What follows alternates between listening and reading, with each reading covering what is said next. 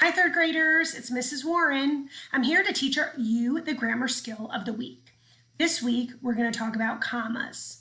Last week, we talked about quotation marks. And if you remember, quotation marks almost even look like commas. They're like two little commas, but they're in the air. And they go around someone's exact words. Now, this time, the comma goes on the ground of a sentence.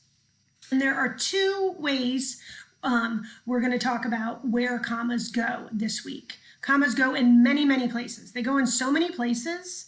We're going to talk about it this week and next week. And then when you go to fourth grade, your fourth grade teacher is going to teach you even more places to put commas. So this week we're going to talk about commas in a compound sentence and commas with dates and places. So let's talk about that first topic, compound sentences. All right, commas in compound sentences. What is a compound sentence, first of all?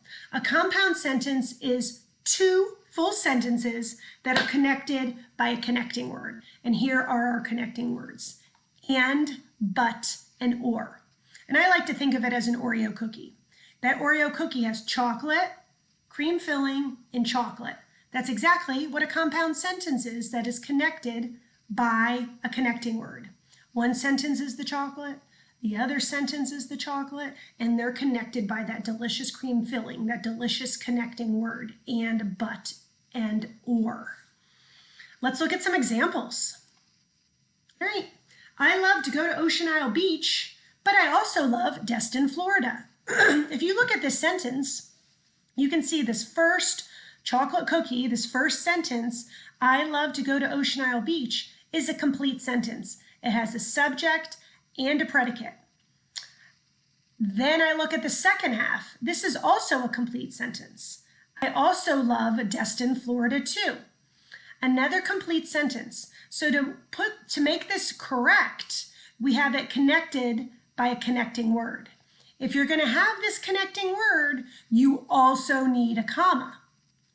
And this is what I'm going to teach you. So step one is find that connecting word to make sure it's connecting those two complete sentences. And then the comma goes before the but.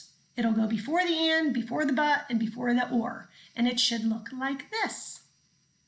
I love to go to Ocean Isle Beach, comma, but I also love Destin, Florida too. I have my connecting word and my comma, so now my sentence is grammatically correct and complete. Next sentence. My favorite coffee is Starbucks, and I cannot wait for the quarantine to be over so I can get some. Here's one whole complete sentence. My favorite coffee is Starbucks. And then the second sentence is, I cannot wait for the quarantine to be over so I can get some. Those two sentences are connected by the word and. Where does the comma go? All right. You know how no teacher really likes all the kids calling out at once? Guess what? You all get to do that. Go ahead, call it out. Yeah, you're right. You're right. It goes before the word and. My favorite coffee is Starbucks, comma, and I cannot wait for the quarantine to be over so I can get some. And that's the truth. Let's look at another sentence. Again, here's our little cheat sheet. And, but, and or are our connecting words. That's the first thing we're going to look for in our sentence to decide where the comma goes. All right. Jack loves to play football, but he really likes to shoot hoops too. Ding, ding, ding. There's my connecting word, but.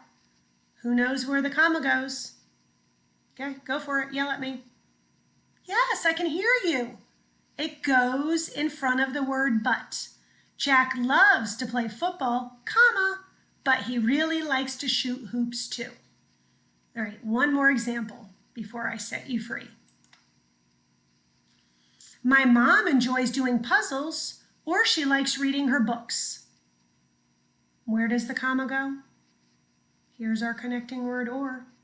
I think I hear you. You're right. It should look like this. The comma goes before the connecting word, or. My mom enjoys puzzles, or she likes reading her books. I'm sure you guys are enjoying your puzzles and books too at this time, just like my mom. So, comma and the connecting word. That makes a grammatically complete sentence and correct. All right, so now you're going to pause me. Put me on pause. You can freeze me so my face looks like this. And I want you to do Journeys page 155. So this lesson is fresh in your head about our two sentences with the connecting words. Go ahead and do page 155. I'll wait for you, I promise. I'm not going anywhere. Oh, good job, you're finished. Let me teach you some more. Let's keep going. All right, now we're going to talk about commas with dates and places. The first thing we're going to talk about are dates. And this is going to look very familiar to you, boys and girls, because you do this on your spelling test. You've been doing this since you entered school, writing dates. So if I popped this date up on my board, May 2nd, 2020, what's missing? A comma. Where would the comma go? It goes between, it separates the month and the day and the year. So it should look like this. May 2nd, comma, 2020. Here's another wonderful date, my birthday. I know, she's really old, 1973. That was like years ago. So where would the comma go in my birthday? That's right, after the 16, because it separates the month and the day from the year. July 26, 2005. Another important day in my life. That's when my youngest son was born. Where does he need a comma in his birthday? That's right, after the 26th. Marvelous. All right, now we're going to talk about places. And a comma separates a city from its state. So here we are in Charlotte, North Carolina. Where does a comma go here? Well, if you look at my rule, it says it separates the city from its state. It could be a city or a town, technically. So where would our comma go? Charlotte, North Carolina. Does it go after Charlotte? Does it go after North Carolina? Do you want to put it after Carolina? Do you want to put it before Charlotte? Just kidding. You guys know where it goes. It goes between the city and the state, so it should look like this. That's right. Honolulu, Hawaii. Where would the comma go there? That's right. After Honolulu and before Hawaii, it separates the city from the state. Dallas, Texas. Where would the comma go? That's right. After Dallas and before Texas to separate the two. Key West, Florida. Where would the comma go? You're correct. After Key West and before Florida. All right, now you can stop me for good. Don't freeze me, just cut me off, turn me off, and I want you to complete Journeys page 156. Journeys page 156 is both dates and places. I put up a thumb. Dates and places, both of those two skills, okay? Go for it and practice what you've been taught.